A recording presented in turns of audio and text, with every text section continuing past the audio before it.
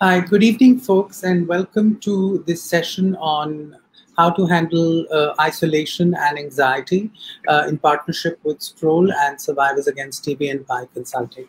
I'm Chapal Mehra, and today we'll be talking about one of the biggest problems that is emerging along with the growing threat of coronavirus, which is that how do we as human beings who are used to a certain kind of social network, who need a certain kind of socialization almost on a daily basis, deal with the isolation and the resulting anxiety, not just because we are threatened by this novel coronavirus, but also because we are, for the first time in history, placed almost across the world in a sort of isolation. Uh, just techniques before I go ahead, let me explain the format of the show to you. We will be doing the show in a mixture of English and Hindi so that a large section of the audiences can access it. हम ये show English Hindi दोनों में करने की कोशिश करेंगे और जिनसे हम सवाल पूछेंगे उनसे भी हम ये उम्मीद रखते हैं कि वो हमारे साथ दोनों भाषा में बात कर सकते हैं। आज हम बातचीत कर रहे हैं जो आइसोलेशन है, जो अकेलापन, जो एकांत एक तरह से नोवेल कोरोना वायरस की वजह से हमारे जीवन में आया है और उससे उभरती हुई जो घबराहट है, जो एंजाइटी है, उसको हम सब कैसे संभालें, कैसे मैनेज करें। ये बात बहुत ज़रूरी है बिकॉज आजकल हम जब लॉकडाउन को खुलने की बात कर रहे हैं, सिर्फ भारत में नहीं बल्कि पूरे विश्व में लॉकडाउन एक समान तरीके से खुल नहीं रहा है। There are large parts of India and the world that will continue to remain in lockdown. There are also issues of physical distancing that we are facing, मतलब एक दूसरे से दूर रहना। तो उस वक्त में जब हमको आदत है एक दूसरे से जुड़े रहने की, हम किस तरह इन मुद्दों से अपने आप को समेटें और किस तरह इनसे जूझें, ये बहुत ज़रूरी है समझना। तो आज मैं सबसे पहले मिलवाना चाहूँगा हमारे पैनल को। हमारे साथ हैं दीप्ति चवन, जो एक MDR TB सर्वाइवर हैं। Welcome, Deepti. Thank you so much for joining us. Deepti is been actually faced isolation very early in her life when she was fighting MDR TB. जब वो MDR TB से जूझ रही थी, 6 साल तक का उनका बहुत लंबा सफ़र था और जिससे पहले हम लोगों को आइसोलेशन की समझ भी थी कि शायद 17 या 18 साल की उम्र से किसी न किसी तरीके से आइसोलेशन में थी। और हमारे साथ जुड़े हैं Ashish Roy. Welcome Ashish and thank you so much for joining us. Ashish एक थेरेपिस्ट हैं और अम्बेडकर यूनिवर्सिटी में पढ़ाते भी हैं। तो थैंक यू सो मच। हम आशीष से आज बात करेंगे बहुत से ऐसे मुद्दों पे कि किस तरह हम इस एंजाइटी और इस आइसोलेशन, इस घबराहट से किस तरह जूझें and how do we deal with this on a daily basis when we are trapped in our homes and in a way socially isolated. So let me first actually turn to you, Deepti. आपसे सबसे पहले बात करते हैं। आपको I think 18 साल की उम्र में आपको एक तरह से आइसोलेशन में जाना पड़ा फॉर ऑलमोस्ट 4 to 5 years और इसको आपने कैसे समेटा? बिकॉज 18 साल की उम्र तो बहुत यंग होती है और उस वक्त people are looking forward to enjoying their life, जिंदगी जीना चाहते हैं, नई नई चीज़ें करना चाहते हैं और आपको MDR TB होने की वजह से आपको एक तरह से घर में बंद रहना पड़ा ऑलमोस्ट 4 साल। उसका आपके ऊपर क्या असर पड़ा और आपने उसके साथ कैसे अपने आप को समेटा? Well, to begin with, it was easy. लेकिन after a period of time मैंने ये समझा कि it's best for me and for people around me to isolate myself, and once you understand why you are doing certain thing, then it becomes easier. So since my condition was that I could hardly get out of bed, for me isolation was easier. But if you see in current situation where we are all well and it's not like we are sick, but yet we have to isolate, right? So that is why it's becoming so difficult for us to stay at home. मैंने भी बहुत साल तक isolation में मैं रही हूँ, लेकिन अभी फ़िलहाल मुझे बहुत ज़्यादा मुश्किल हो रही है, बिकॉज़ अभी मैं ठीक हूँ, मैं बाहर जा सकती हूँ, मैं चीज़ें कर सकती हूँ, लेकिन मैं कर नहीं पाई। और उस टाइम की अगर बात करें तो it was very very difficult, और मैंने खुद से ही अपने लिए कुछ चीज़ें करना स्टार्ट की, जिसकी वजह से I was able to deal with that isolation and that anxiety.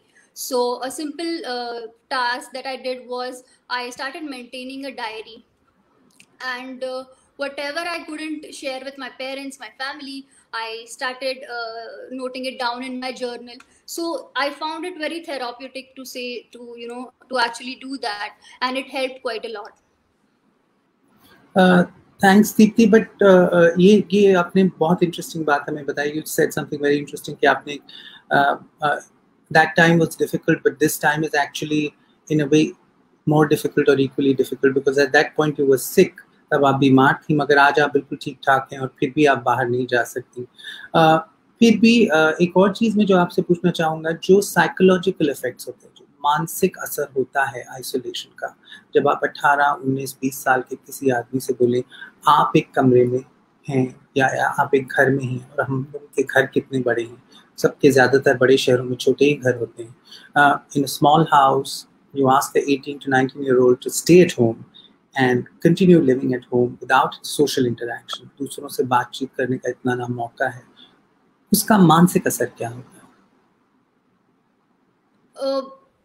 Well, जैसे मैंने कहा कि इजी नहीं था. हम बहुत चिड़चिड़े हो जाते हैं, and we become very moody, and we just don't want to talk to anyone, and बहुत ज़्यादा मुश्किल आती है when we are not able to we as human beings are social, very social to say. So अगर वो नहीं कर पा रहे हैं तो हमें बहुत ज़्यादा मुश्किल होती है, and it definitely affects your mental health. And also the treatment of medication was such that it gives you side effects that are psychologically very disturbing. So बहुत ज़्यादा impact हुआ था medicines का भी मेरी mental state पे. So I think this is a very interesting point कि उस वक्त आपको दवाई भी मिल रही थी और आप आइसोलेशन में थी, तो इट वाज लाइक दो तरीके से आपके मेंटल हेल्थ पे और मेंटल स्टेट पे असर हो रहा था. Rajiv, sorry Ashish, let me turn to you. I am sorry for addressing you by the wrong name. There's a lot of talk right now about how the coronavirus is affecting us mentally. We are dealing with it at multiple levels. बहुत levels पे हम deal कर रहे हैं. एक तो ये है कि we are tied up at home because of this lockdown. Then there is the question of existing mental health issues. As you know, India is considered the most depressed country in the world. So there is that. And then there is anxiety. तो ये isolation है और एक anxiety है. और anxiety लोगों को घबराहट हो गई है सिर्फ not just about your own health, but about the future. What I'd love to hear your thoughts as a therapist about what are we dealing with right now? How is it affecting our mental state? Well, I think this virus and the kind of situation it has created is full of paradoxes. As we know that India is a society which is heavily relational. Relationships are very important over here. And one of the things has done is that it has created a barrier in those human connections. People have to now be very careful that those that they want to be close to, especially parents who are old, can be affected by them. There are three kinds of fears which I think people are dealing with today. One is the fear of the invisible, because this virus is an invisible entity. It cannot be seen. It's either too big or too small. And often this fear of the invisible gets transformed. And we start creating others around us, as we have seen that there's also been certain kind of violence towards certain communities who are seen as being infected with the virus. So that's the first fear, which is really a chronic fear. The second is the fear of abandonment, that the kind of contagion that this virus is supposed to carry can also evoke a lot of fears of being left alone, of people dying, of things happening to people. And it's a very difficult virus because you can't even take care of people. Whereas taking care of our elderly is also something which is very much in a part of our cultural matrix. So that is again something which which is a new thing which has happened. And the third is the fear of the unknown. And we don't know what the future is going to be. Usually, when we are children, our mothers protect us from everything, or our parents. And in this situation, there is no definite answer to what is going to protect us. So there are these three fears which everybody is dealing with. And there is, I think, people, when they are in isolation, this is not a kind of an isolation that you have chosen. Like a Vipassana meditation is an isolation that you choose, where you want to be with yourself and you want to confront certain parts of yourself. Whereas this is an isolation which is kind of being forced upon you. And this isolation does something very interesting. It creates a space inside your home, which is a space full of trust. And it creates a space outside, which is a space full of mistrust. So, like Deepti was also sharing that how stepping out was impossible. So, stepping out is a sign of freedom. And now that freedom becomes a space of mistrust. So, that's another paradox that we are now being forced to reconcile with and to live with. So, those are some of my observations about what this virus is evoking in people at the general level. No, I think that's really useful. आपने बहुत ही अच्छी तरीके से इसके multiple levels पे हमें बात करवाई कि किस तरीके से हम इसके साथ जूझ रहे हैं, how many complex ways and how many it's such a layered paradigm that we cannot actually address it in one go. Like just talking of anxiety is a simple thing in a way. ये बहुत आसान है कि मुझे anxiety हो रही है, मुझे घबराहट हो रही है, मगर ये कितने तरीके से हो रही है ये बहुत ज़रूरी है. I want to ask you this, the most common form जो सबसे मामूली है, वो 2-3 तरह की एंजाइटीज जो हमें दिख रही हैं, जो लोग एक्सप्रेस करते हैं. एक तो the anxiety of the unknown, जिसकी आपने बात की, sort of like what is this virus? We can't even see it. It's so tiny. And I mean, of course, all viruses are, but, you know, se kaise lade? And also the second thing about the fear of the future, in a sense, and in a way, the fear of each other. Could you tell us some coping strategies here? Because, you know, a lot of people, when we did an earlier session also on mental health, हमने पिछली बारी जब बात की थी तो लोगों ने कहा, a lot of things that are said to us are meaningless. You know, be calm, be trustworthy, be respectful. But we're human beings and we act out. I mean, हम घबरा जाते हैं. So, what are some coping strategies that would be very, very helpful for our audience?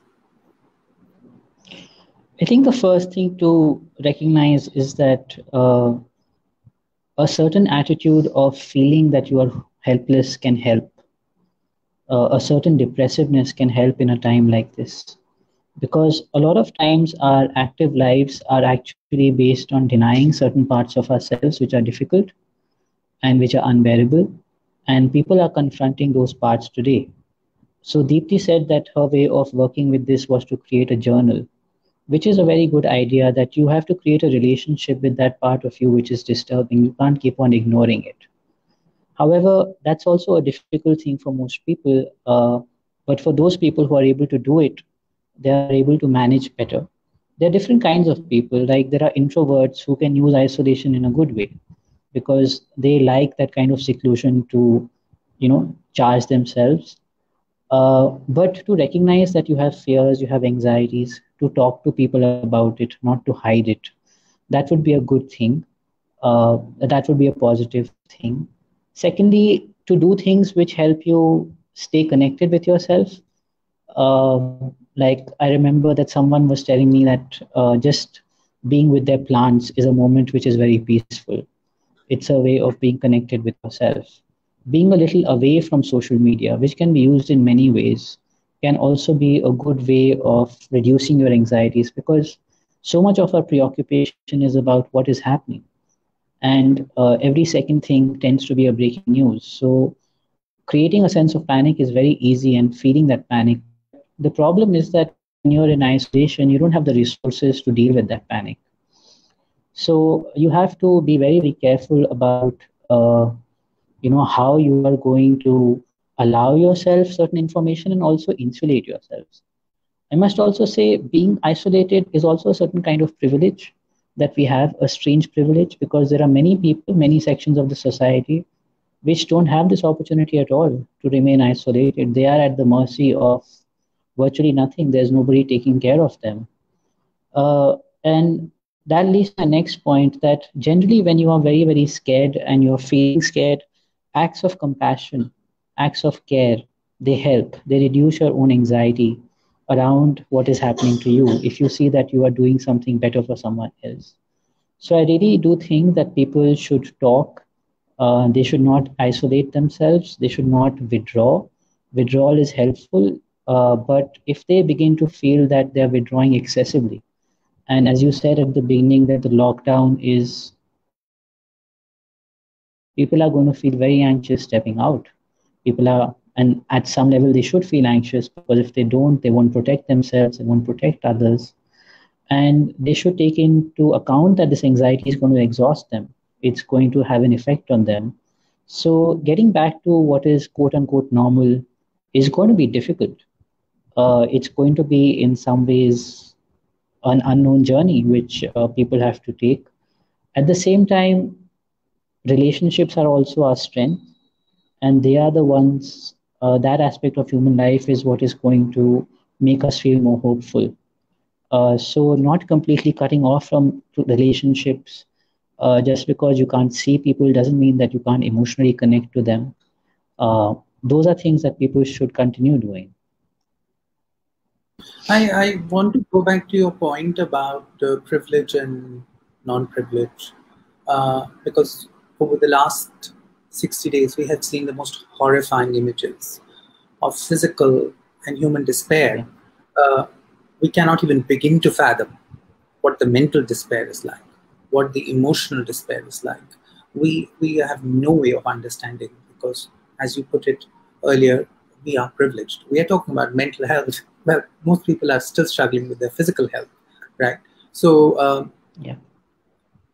what is the repercussion of that on society and on those individuals and communities? मतलब कि उन समुदायों के लिए जिनके साथ ना तो कोई सिक्योरिटी जुड़ी है, ना किसी तरह का किसी भी तरह की जिसे आप कह रहे हैं कि आइसोलेशन भी करने की चॉइस नहीं है उनके पास, अकेलापन भी उनके लिए वो नहीं है, तो उनके लिए क्या हम कुछ बात कर सकते हैं, सोच सकते हैं? क्योंकि एक्ट्स ऑफ कंपैशन भी एक तरह से जो आप कह रहे हैं वो बहुत ज़रूरी हैं, मगर वो एक जना दूसरे जने की तरफ करता है, मगर वो जो इस वक्त बिल्कुल ही निराधार है, जो बिल्कुल ही अकेला है, without any help and support, how do we help them? I think from what I see around, there are initiatives where people are giving food on highways, and they are collecting money for it. They are collecting donations. I think that is something which is very primal, very important. But I think everybody is going back home. And I think so it's a privilege to be in a home where you are secure, and maybe that freedom of going back to your home should be granted. Maybe that is the first sense of safety that people need, and then to see how their livelihood can be restarted over there or it can be sustained. And I think perhaps mental health initiatives which can be accessed over long distance, whether they are through telephone, and also some kind of initiative which allows people to recognize that these are the mental health issues.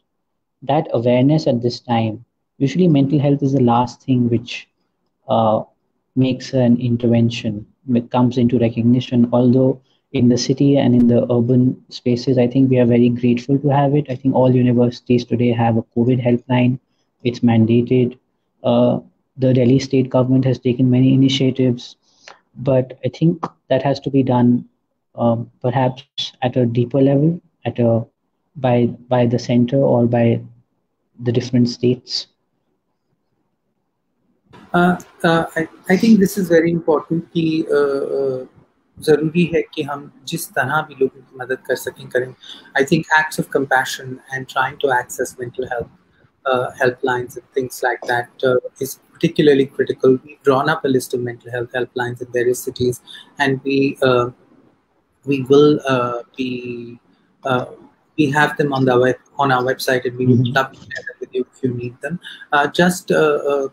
We are accepting live questions. We've seen some of them coming. Please keep asking questions. Please do not hesitate. No question is irrelevant. We welcome any kind of questions that you have, English, Hindi, whatever you want, and on whatever issue you want regarding mental health, isolation, and anxiety. Deepti, मैं आपसे थोड़ा सा बात करना चाहूँगा. अभी आशीष बात कर रहे थे, मेंटल हेल्थ हमेशा लास्ट इशू होती है जो लोगों के दिमाग में आती है. आपने इंडिया टीबी जैसी बीमारी से 6 साल लड़ाई की. आपको कभी किसी ने समझाया या समझा भी कि आपका मेंटल हेल्थ स्टेट क्या है, कि आपको जो घबराहट है, जो मानसिक तनाव है, उसको किस तरह डील किया जाए, और उसके लिए आपको कभी कोई मदद मिली? और दूसरी चीज़ जो मैं पूछना चाहता हूँ कि एक बीइंग अ वुमन, एक औरत होने के नाते जो घबराहट और जो मानसिक तनाव होता है, चाहे वो बीमारी में हो, चाहे वो किसी ह्यूमैनिटेरियन क्राइसिस में हो, तो उसके बारे में आप क्या कहना चाहेंगे? किस तरह अलग होता है? ओके, सो पहली बात तो मेंटल इश्यूज दिखते नहीं है, राइट? अगर आपको बुखार है तो आप किसी को कहोगे कि मुझे बुखार है, तो पीपल विल अंडरस्टैंड. बट अगर आप कहोगे कि मुझे घबराहट हो रही है, मुझे इरिटेबिलिटी हो रही है, तो people would dismiss it saying कि यार ऐसा कुछ नहीं होता, be brave, be strong, you know. और अगर कोई लड़का ये बोल दे कि उसे ऐसा हो रहा है, तो उसे बोल देंगे be a man. So we often dismiss mental health issues and we often tell people that it's not relevant, right? So जब मुझे ये mental issues हो रहे थे, as a person I'm a very calm person, but what those medicines did to me was it made me very irritable, और मुझे छोटी छोटी बातों पे गुस्सा आता था. So people around me didn't know how to react. पहले उन्हें लगा कि यू नो अगर इसे इतनी बड़ी बीमारी हुई है, and since doctors are saying that कि तुम नहीं बचोगी, you have 6 months to live, that's why she's reacting this way, because she's frustrated with all this. But they didn't realize that it's happening because it's one of the side effects of the medicines.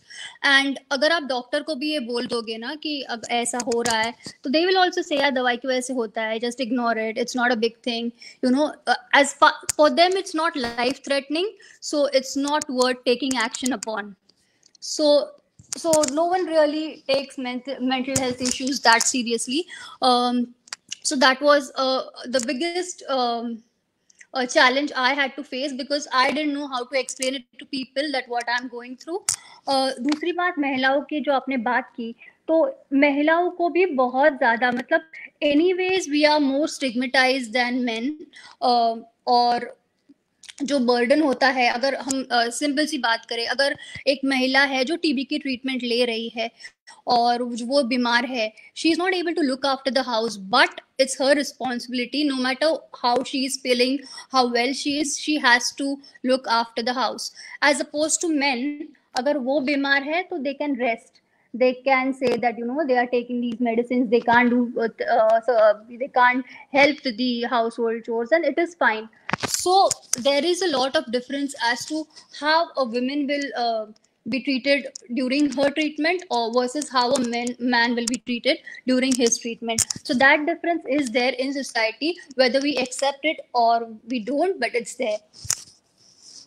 I mean, I think, thank you, Deepthi, for talking on both these issues, because I think one thing that has become clear is that we cannot, we keep dismissing mental health issues. अब जैसे isolation और anxiety से जुड़ी हुई जो भी हमारी problems हैं आजकल कोविड में, ज़्यादातर लोग यही कहते हैं हमसे मुड़ के कि खुश रहो, you know, बुरा मत सोचो. But a lot of times it's not in your control. It is not in your control. And also, we are not even scratching the surface we're talking about women. We are not even scratching the surface about LGBTQI communities. मतलब कि जो समलैंगिक हैं, जो trans लोग हैं, जो किन्नर हैं, उनके बारे में तो हम बात ही नहीं कर रहे हैं. जो समाज के ज़्यादा पिछड़े वर्ग हैं, उनके बारे में हम बात नहीं कर रहे हैं. और हम ये भी बात नहीं कर रहे हैं उन लोगों को जिनको ऑलरेडी पहले से मानसिक तकलीफ है. People with pre existing mental health disorders, हम उनके बारे में तो सोचते ही नहीं. तो जब हम एंजाइटी की बात कर रहे हैं या आइसोलेशन की बात कर रहे हैं, ये काफ़ी बड़ी पॉपुलेशन है जिसके बारे में हमें कुछ पता नहीं. हमारे पास कुछ सवाल आने शुरू हुए हैं. मैं आपसे पहले पूछना चाहूँगा. पहला सवाल है एक्चुअली ये उनके पास है जो कह रहे हैं कि हम अकेले रहते हैं और I have a pre existing mental health condition. मुझे पहले से कोई मेंटल हेल्थ वो है. मैं इस टाइम पे क्या प्रिकॉशंस ले सकता हूँ अपनी मेंटल हेल्थ को ठीक से मेंटेन करने के लिए, क्या कर सकता हूँ? तो Ashish, I turn to you. आप बताइए, what should we tell this person? Well, firstly, I think if the person was in psychotherapy or was taking medication for that problem, that should definitely continue. Secondly, I think in all mental health conditions which are acute, people should establish something like a circle of care around themselves, where they have people who are reaching out to them. Because when people feel acute isolation and withdrawal, they don't feel like reaching out to people. So people who are actively caring for them, and they should have some kind of a routine. So usually psychotherapists talk to people at a particular hour, and whether you want to talk or not, but that time is there for you. A similar kind of a relationship can be built with people that you trust, that you feel can understand, or as Deepti was helping us see, that it takes so long to even come with a common language. So, but there are people who want to understand and who want to be connected to you. So to remain connected with those people with some kind of a stability. And those people should also know that we have to care for this person. That can go a long way in a period like this. I think one thing which is really important to notice where people should be alert is that when they touch a state of panic, people who are able to stay with their feelings of uncertainty, of feeling scared or anxious for some time, and then they're able to function also, they are relatively in a better situation. But people who go into a state of panic, like today in the newspaper, I was reading that there was this young man who was saying, I eat erratically and I don't eat. That means that person doesn't know what is happening to themselves. Or people can go into extreme kinds of self-destructive addiction. Why was so much alcohol being spent? Because people don't have resources. They are numbing themselves possibly to soothe a lot of those anxieties inside. I think they might need mental health intervention, and they should definitely access it. So that is something to be mindful of. इसी से जुड़ा हुआ एक question और हमें आया है. But somebody is asking, I guess hearing both of you is asking this question, how do we tell whether we have been suffering from anxiety before or this is new? Basically, what is the difference pre-COVID and post-COVID arriving in our lives? कि कैसे पता लगेगा? क्योंकि as you know, anxiety and other mental health issues, बहुत से mental health issues हैं, सालों साल undiagnosed रहते हैं. So how do they differentiate? I guess what they are also trying to ask is, where did this mental health issue start occurring from? Well, I think clinical depression usually has some kind of a cause. It could be a breakdown in a relationship. It could be losing someone close to you. It could also be a huge sense of depression or neglect that you have felt in your life for a very long time. You generally feel that you are very unworthy. Nobody wants to connect with you. So people will have to give themselves some time and, you know, have a kind of a journal in their heads that have I always been feeling like that? Uh, I think anxiety about COVID would be a generic anxiety that many people will feel of not getting infected, not uh, letting other people get infected. It's a generic anxiety, but it's always going to be interlaced with something that you have carried from the past. So if you begin to observe and see that when did this start and what were your patterns before, you will have some sense of whether this is something which is new completely or something which has been there for some time. I Also, think that acute depression usually has signs of people not coping with parts of their lives, whether it's their work or their relationships. And those usually have long patterns, which even worse in this time. I think this is very useful. ये बहुत अच्छी बात बता रहे हैं आपकी. There are ways to actually look and address some of these issues, start recognizing some of these as, because a lot of COVID anxiety will be generic anxiety. ये आप ही को नहीं हो रही है, बहुत लोगों को हो रही है. मगर जब ये acute mental health problems हो रही हैं और या जो आपको ज़्यादा बढ़ के आ रही है, तो ये शायद प्री एग्जिस्टिंग भी हो सकता है. इसको समझना इतना आसान नहीं है. Deepti, let me turn to you. एक सवाल हमारे पास और भी है जो आया है, वो and it relates to what Ashish was also saying, circle of friends और circle of care around you. When you were struggling with TB and you were in isolation, जब आप अकेली थी और एक तरह से घर में ही थी 4 साल 5 साल, तो क्या आपके पास ऐसा सर्कल ऑफ केयर था, जो आसपास ऐसे लोग थे जिससे आपका जो मानसिक संतुलित था उसमें आसानी हुई, उसे अपने आप को स्टेबल रखने में, अपने आप को खुश रखने में और अपनी मानसिक तनाव से लड़ने में, उससे जूझने में? So yes, I had the support of my family, and for me, by far, that is the most important thing anyone can have, right? When the people you love care for you and love you back, that can help a great deal. So I was lucky enough that I had that support, but I can understand there are so many people who don't have that support. Maybe the family is not supportive, or we are stuck with our families in this lockdown, and there are so many people who are staying with say abusive partner, or the family is not treating them really well, and these people are bound to face anxiety, and they really need support from say friends, or I know they cannot go out of their house, they cannot meet their friends. But for me, even in my case, my friends couldn't meet me often because I had a contagious disease, right? So they made it a point to come visit me on my birthdays, or call me once a week or so. So that really helped me a lot. I think it's important to remember कि दीप्ति उस वक्त की बात कर रही हैं जब सबके पास इंटरनेट नहीं था और सबके पास सेलफोन्स नहीं थे.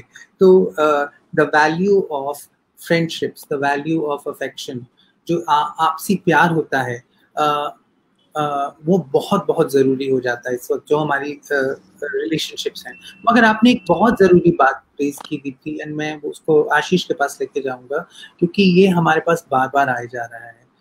सिंगल लोग अकेले रह रहे हैं, परिवारों के पास वापस जा रहे हैं.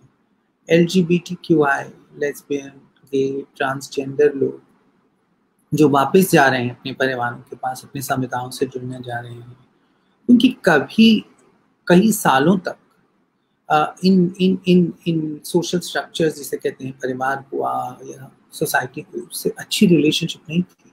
उन्होंने अकेले जिंदगी अपनी तरह से बनाने की कोशिश की थी, और now they are faced with this new crisis. How do they cope? How do they try to cope? Yeah, I think that's a very tough situation, and I completely agree with what you're expressing, that people have actually worked very hard to become independent, to become free, to step out of their houses, to have a sense of space where they can live out the sexuality of their desire. They can be independent. They are not under anybody's judgment, and many of these spaces are very painful. They also come at a huge sense of having to readjust with society. Also, perhaps creating communities where there is a kind of an acceptance.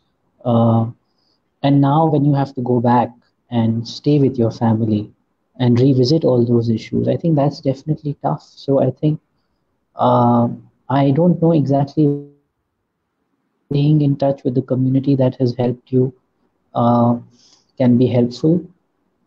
If there is a space of having a conversation around these issues with the family, at times crisis also brings people together. If there is not too much hatred and toxicity within the familial relationships, and when people come back, families can also have a sense of longing towards those who have gone away. Often it's not expressed. So there can be ways in which you can maybe rekindle bonds. Uh, in many families, although I'm not sure about the particular example, the particular mm, sections that you're talking about, but families have also, they are spending more time than they used to. If that can be cultivated in some way, it can be useful. So we've just had a plethora of questions. बहुत सारे सवाल आ गए हैं, तो मैं एक एक करके सारे पूछने की कोशिश करता हूँ आपसे. Number one is actually ये हमसे पूछ रही हैं कि what are the things I can do to help myself and be positive, because I think a lot of people are asking people to be खुश रहो, मगर इतना आसान थोड़ी होता है. तो आशीष, let me ask you, कैसे खुश रहा जाता है? It's not something you order on Swiggy, obviously. तो शायद खुश रहने की जो बहुत डेस्परेट नीड है उसको थोड़ा दूर रखना पड़ेगा. शायद ये एक्नॉलेज करना पड़ेगा कि हम खुश नहीं रह सकते, और क्योंकि सिचुएशन ही ऐसी है. और खुश रहने के लोगों के पास बहुत तरीके भी हैं. अगर आप न्यूज़पेपर ना पढ़ें, मीडिया ना फॉलो करें, तो isolation can also work as an insulation. आप वो कर सकते हैं. बट थोड़ी सी ना खुशी को टॉलरेट करना, उसकी आदत भी डाल देना अच्छी बात होती है, क्योंकि हमारी लाइफ उस तरह से प्रिडिक्टेबल नहीं रहेगी जैसे हम यूज्ड टू थे. और पॉजिटिव रहने के लिए शायद हर इंसान में, everybody goes through a sense of crisis in their life. This is not perhaps the first one. So it might be useful to go back to those experiences and reflect on how did you come out of those crises? What were your strengths? So how to be And, positive? Sorry. Yeah, so you have to also see how you were being positive in the past and what worked for you, and to use some of those strategies again, or to, I think it's usually relationships, whether they are mentors or good friends or those spaces, and to be connected to them, which are going to nourish you in some way. Okay, this is very helpful. This question incidentally was by Sonal. Deepti, can I turn to you for 1 minute and ask you for a short response maybe? How were you positive? You were in this, I mean, most of us are in it for 2 months and we are crying. You were in it for 4 to 6 years. How were you positive?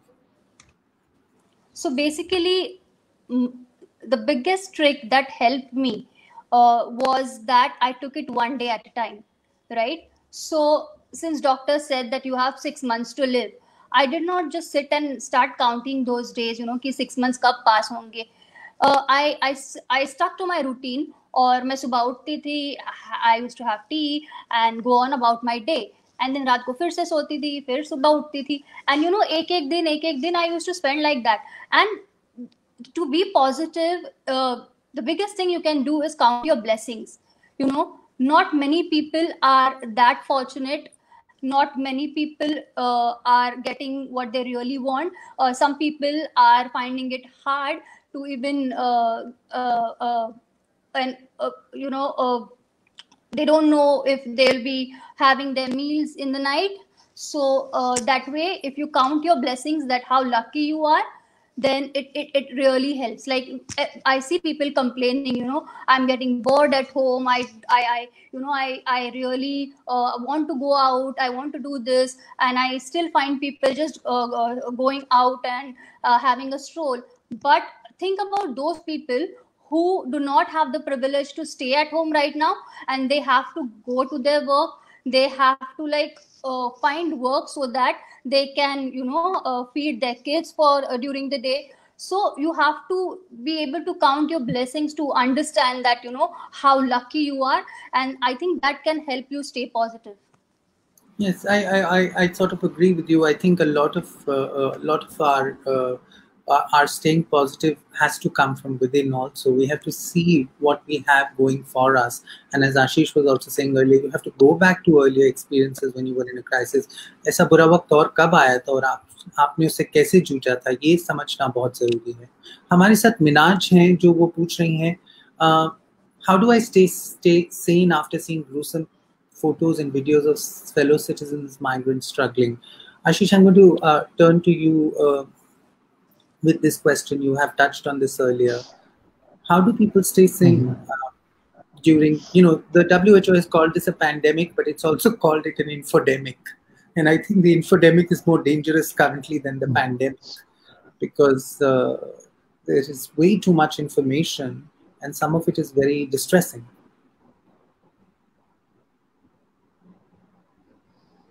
Yeah, it is distressing, and I don't know why you should feel the need to stay sane, because at times when you feel that helplessness and pain, that's how you relate to the crisis also. But if you feel that it is traumatizing you and you can't you can't go to sleep, maybe it's evoking a certain panic of a trauma that you could have also undergone. One way of staying sane is to do something for that community, join hands with those sections of our civil society who are working in doing something for the migrants. And that proactive act of compassion can perhaps reduce your anxiety. But I think it's also important for the individual to see that do they want to become more caring towards that section of society, or do they want to deal with what is happening to them by looking at certain things which they are seeing? Yeah, I think that's a very important point. Do you really want to help? Because of course there are going to be distressing images throughout human history. Every time you turn to well, before Corona happened to us, there was a war in Syria where young kids were dying because of poisonous gas. So at some point you have to also ask yourself, what is your relationship to this image? Yeah, helping? Yeah, or is it purely a moment of distress that you're creating for yourself? Another set of questions has come. Gangesh and Saurabh are asking this question. At such a time, how is this? How do we keep ourselves motivated, and how do we tackle helplessness?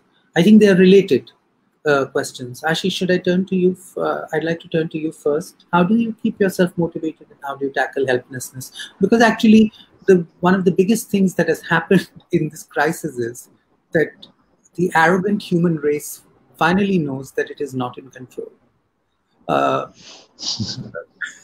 And how should the human race cope with it? Because, well, you're not in control, even after several thousand years of evolution. So how do we keep ourselves going?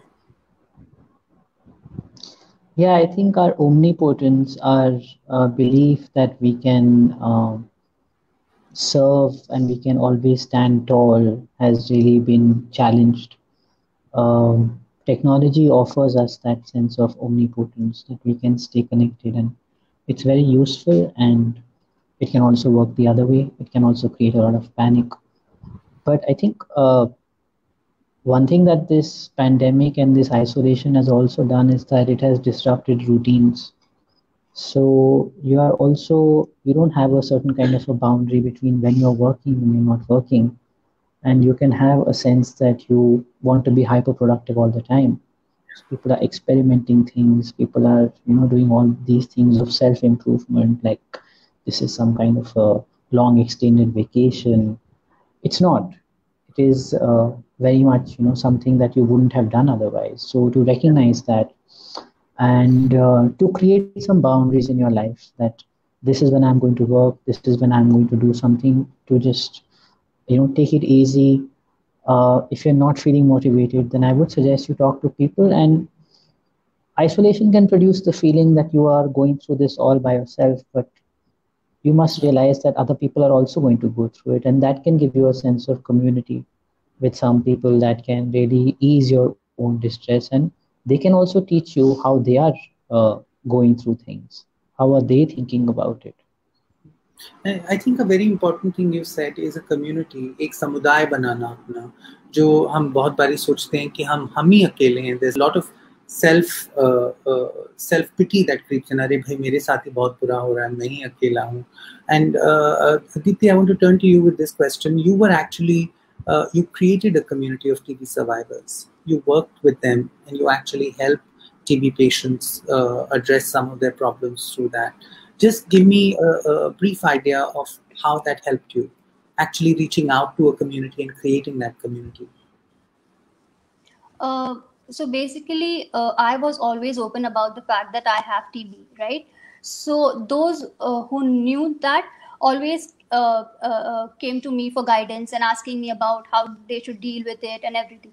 So I thought that if there's a community of say TB survivors, or where we can actually talk to the patients and help them understand, because when a doctor tells them that आपको ये हो रहा है, आपको ये करना चाहिए, वो उनके लिए इतना ज्यादा इम्पोर्टेंट नहीं होगा.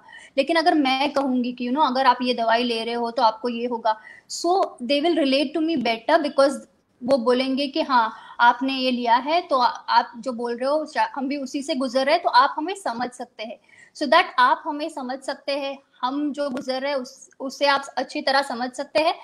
ये जो हम सर्वाइवर्स दे सकते हैं दूसरे पेशेंट्स को, that is what is helping and that is what is creating difference, because they will listen to us because they know that we have been through this experience, and we really are going to give them the best advice that we can.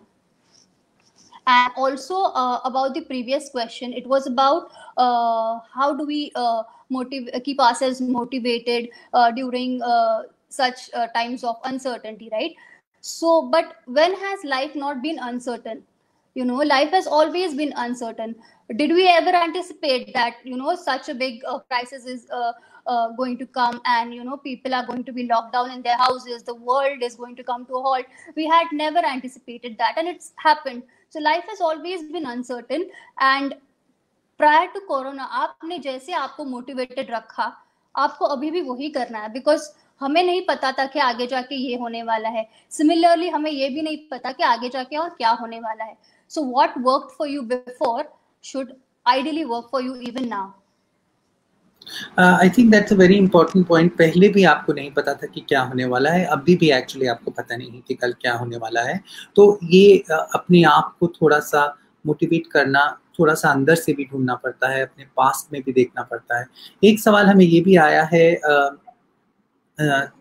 दो लोगों का, and I think it is related. Himanshi हैं और मेरे ख्याल से ये हैं आकाशुक सरना. दोनों रिलेटेड सवाल हैं. They are related. Saying how do I deal with the fear and worry of contracting the coronavirus, and that is keeping Himanshi up. She's unable to deal with insomnia, and Mr. Sarna कह रहे हैं कि how do I deal with burnout during the coronavirus lockdown? I'm assuming a burnout refers to our intense need to be productive, to feel कि हम कुछ कर रहे हैं. So Ashish, let me first turn to you. Insomnia and burnout. One is led by fear of actually contracting the virus, and the second is how do I deal with this burnout? Yeah, I think the fear of contracting the virus can be dealt with some amount of rationalization. Firstly, if you are protecting yourself in the ways that have been suggested by wearing gloves and a mask and sanitizing yourself, and people are, I think, also sanitizing everything that is coming into their house. And then when you meet people, if they haven't had symptoms, so if you have that rational part of you working, right, the virus is invisible, it can be asymptomatic. So there is a fear of the unknown that nobody can take away from you, unfortunately. But I think underlying the fear and anxiety is also a fear of death, which is a very deep fear that people carry of something happening to them. And perhaps that gets evoked in this way. And that's a difficult fear to cope with. But if you begin to recognize it, it can give you some kind of a direction. Insomnia, I would suggest that you, uh, again, when you are going to sleep, you're most vulnerable because your mind can go into various spaces, which is full of different thoughts and anxieties, and you need to be able to go to sleep in a good way, which is why mothers sing lullabies to their children. So find ways of soothing yourself before you're going to sleep. And uh, if you think that you're very prone to carrying anxieties into your sleep, then cut yourself off from those elements that can give you anxiety and do things which are more peaceful towards the latter half of the day, so that your mind is able to be a little less active and less preoccupied. But if it persists, and you might need to see a doctor, that is also something you should think about. And I think the question of the burnout, I think you should now organize your time in a way that you feel that I am going to feel burnt out. And are you constantly doing things because you want to distract being with yourself? Because at times, I think being with oneself is very unbearable. And with this anxiety of, the coronavirus, it becomes twice as unbearable. So focus a little on what you're doing, which is creating the burnout. And then try and see what you can do to cope with that part of you which you are trying to distract yourself from. Isolation also means that we are more exposed to what is happening within us. That can overwhelm us, and that can be a huge stress for some people. I think it's a very important point. बहुत ज़रूरी बात है कि सब सारी negative influences आपकी ज़िंदगी में बाहर से नहीं आ रहे हैं, कुछ अंदर भी चल रहा हो सकता है. The ability to be with yourself and to deal with yourself and your own fears and ghosts is also equally important. ये भी बहुत ज़रूरी है कि आप अपने आप से एक रिश्ता कायम करें और समझें कि हमेशा लोग जो बिजी होना चाहते हैं. I read this very interesting post on Facebook that it is just fine if you come out of this lockdown without having learned a new language, without having learned how to cook, without having learned a new skill, without having read a certain number of books or watched a certain number of movies. It is perfectly fine. And I want to say this because ये कोई ज़रूरी नहीं है कि आप इस lockdown से transform निकलें. ये कोई ज़रूरी नहीं है. ये गवर्नमेंट का ऑर्डर नहीं है, भगवान का ऑर्डर नहीं है. अगर आप भगवान में बिलीव करते हैं, किसी का ऑर्डर नहीं है. आप जैसे हैं अपने आप को मेंटेन करके, अपनी मानसिक संतुलन को मेंटेन करके अगर आप इस लॉकडाउन से निकलें और बीमारी से निकलें, इट्स परफेक्टली फाइन. अगर आपने उर्दू, फारसी, पर्शियन, स्पेनिश नहीं सीखी तो कोई बात नहीं. We forgive you and you should forgive yourself. More importantly, you should just put it aside. But you touched on something very important, Ashish, and I want to take it to Deepti. The fear of death. Deepti, you encountered this. आपने तो बहुत closely उसको देखा था. आपको सब लोग कहते थे 6 महीने में, 4 महीने में. How did you keep yourself positive? Because what choice did you have? Yeah, so basically my attitude towards that particular statement of the doctor was 6 महीने तो है ना अभी.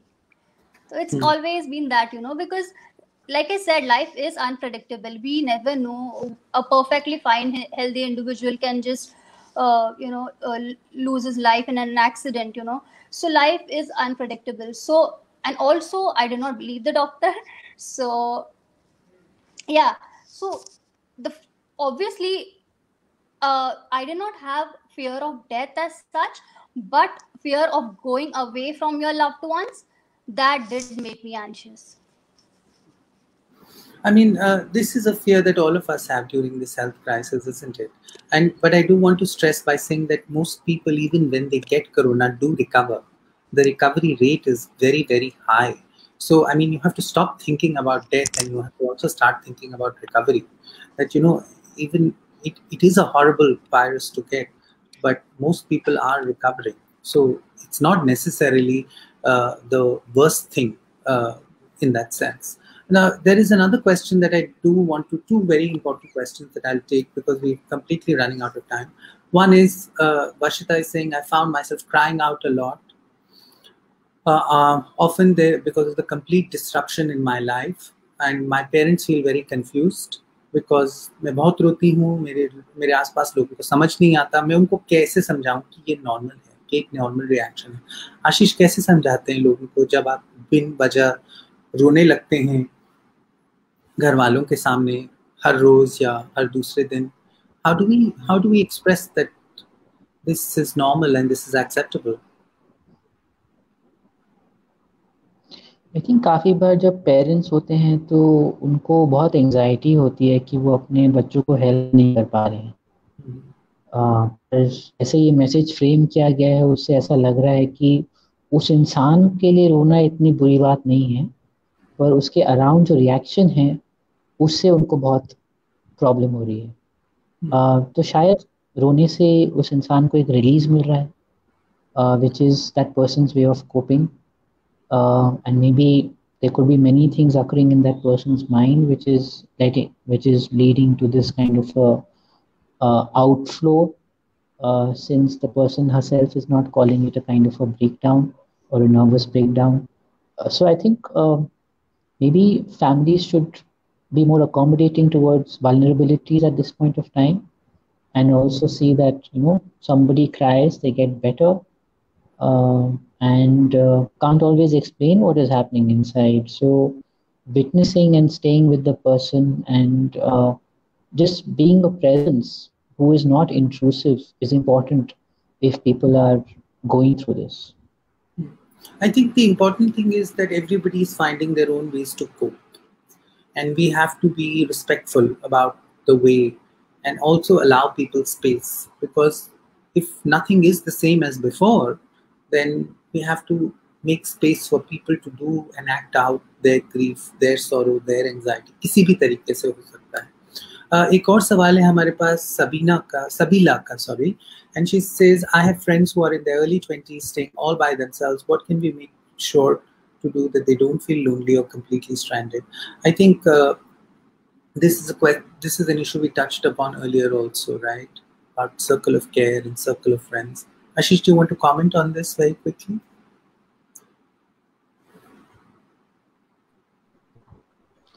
Well, I think be as proactive as you can, and if you are in a position to go over or to get something delivered, make them feel taken care of, even if you are far away.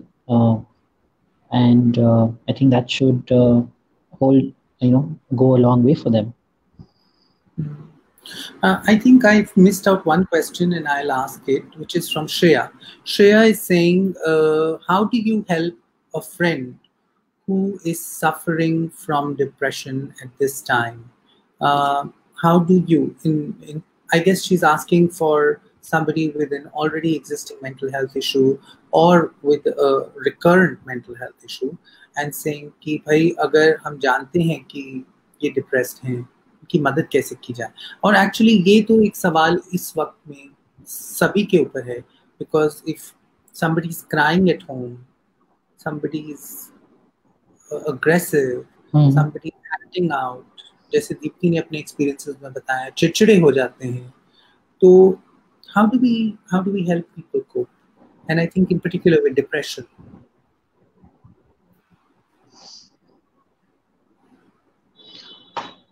I think when people are feeling depressed, in my opinion, what doesn't work is giving them positive reassurance. And at times, when those who are listening to those who are depressed get very anxious, and out of that anxiety, at times, positive reassurances are more to calm themselves than the person. So, at times, to stay with the sadness of the person, to remember it, to return to it with the person, can be more real and authentic. No, the person who is feeling depressed doesn't necessarily mean feel that take this depression away from me. But the person wants you to. I think one of the biggest things that happens in isolation is this chronic fear that what I am going through, no one can understand. And steps that can be taken to mitigate that through empathy, through attunement, can go a long way. And people who are alone can often also end up feeling that we are going to be stuck here for a long time. So this virus also evokes many kinds of fears that you know that you can call your parent, but you can feel that I'll never be able to see my parent. And that fear becomes so magnified that it begins to acquire a reality. And that's when people need to see that, okay, I need to talk to somebody about it. I need to share this experience. And I think this is really important because I think sharing of experiences, but not providing people false assurances, especially positive ones, is particularly critical. We are at a juncture in human history where any assurances are false. And we should recognize that. I think कि दीप्ति और आशीष दोनों ने कहा है कि आप अगर depressed हैं या आप थोड़े से अनस्टेबल हैं या आपको गलत लग रहा है, ये कोई गलत फीलिंग थोड़ी है, ये वक्त ही ऐसा है जो हर चीज जिसको हम जानते थे वो बदल चुकी है. हमारी जिंदगी, हमारा रहन सहन, हमारा खाना पीना, सब कुछ तो बदल रहा है. तो इस वक्त अगर इंसान मेंटली रिएक्ट नहीं करेगा तो वो इंसान ही नहीं है. I mean it would be abnormal not to react. So mental dissonance जिसे कहते हैं, थोड़ा सा वो तो होगा ही. Nitya, I want to end with you. Were you given false assurances and positive reassurances when you were fighting? All the time, yeah, all the And time. did it help? I have so basically I have been on both the sides, right? There was a time when I needed assurances, and there is a time where I am in a place where I give assurances. But I generally don't give assurances to patients saying, कुछ नहीं है, सब ठीक हो जाएगा. All they want to do is have somebody listen to them. And I think that helps a lot. The earlier question about depression was how can that particular person help a friend is just hear them out. They might have something to talk about, or they may not feel like talking about, but the feeling that you are there for them, that can really help a lot. So all I can say is that just hear the person out and see what he or she has to say. And just the assurance, don't give them false assurances or don't give them hope, but all you can do is let them know that you are there for them. I think this has to be the defining line in this program, and I think Ashish has said it and Deepti has said it multiple times. There are no clear answers, but I think what you can do is tell people that you are for them, and the fact that they are there for you. I think in this time in human history, we have never needed empathy, relationships, tolerance more than we have needed it before, because we are in a way witnessing a crisis that we have no control over. And the most important thing to realize is that we have no control over it, right? These techniques and these assurances and this certainty that we are looking for is going to be our biggest challenge. We have to move out. I mean, I really liked what Ashish was saying about relationships being a reinforcing and a positive influence, about creating circles of care around you. Because until you do that, you will always feel like ये मेरे साथ ही हो रहा है, सब कुछ बुरा मेरे साथ ही हो रहा है. Actually पूरी दुनिया के साथ हो रहा है, आप अकेले नहीं हैं. For once, humanity is suffering, well, not equally, but in some measure at equal risk. So you have to realize. So I think there has never been a better time to build empathy, to build relationships, but also the most important relationship, which is with yourself, right? What do you want to say to yourself, and how do you live with yourself is going to define how your mental health will be and how you will cope with isolation and anxiety. So thank you both for joining me, and we've taken a lot of questions. If you want to send us more questions, please remember you can send them to us on Facebook, on Scroll, wherever you want, and we will try to get them answered. हम किसी न किसी तरह आपको सवाल का जवाब देने की कोशिश करेंगे. And till then, stay calm and try and deal with this crisis the best that you can. I hope we've been helpful. Thank you so much, Ashish, for joining us, and thank you, Deepti, once again. Thank you so much for organizing this. Thank you. All right. Thank you, guys, and see you next week.